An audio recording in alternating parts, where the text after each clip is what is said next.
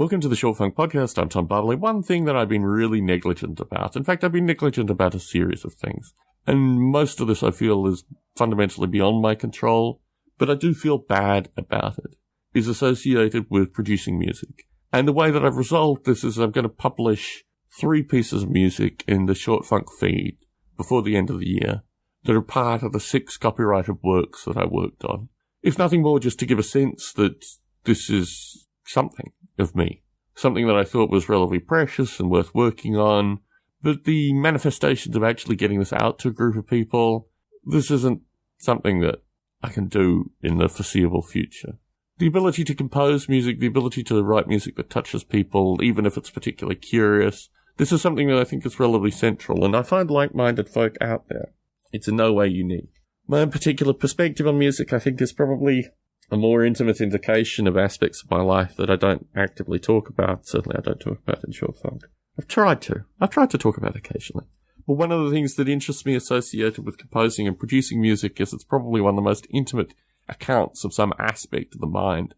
And in that light, when I listen to particular classical music now, the nature of manufactured popular music is so removed from individuals now. It's always a combination of folk working together, and you can feel this quality, or I feel this quality at least in the music. But when you hear music that is performed by single individuals, when you hear music that is at least composed by and choraled by single individuals, you get a better sense of the breadth of the human mind.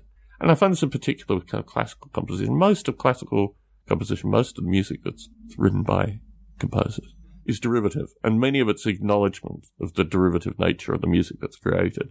But within that derivation, you still hear elements of human genius, which I think are just wonderful. You can enjoy it in a wondrous sense. I had a brief conversation with my wife associated with religious music and the importance of religious music.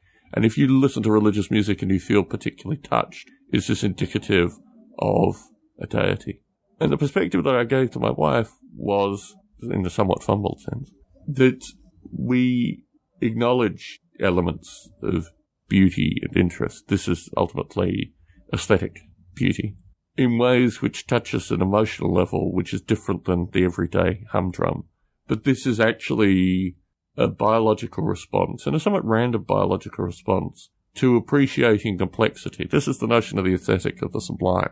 Then when you have complexity, you treat it differently to simplicity, that you have ultimately a preference for complexity in some really profound way, or at least you can appreciate it in a profound way. I think I probably said enough associated with this topic. I'm going to put more music out. I'm going to put more music out in the new year. But I wanted to end this year with some of the compositions that got me through the year in some fundamental sense. Tom Bartley in San Jose, signing out.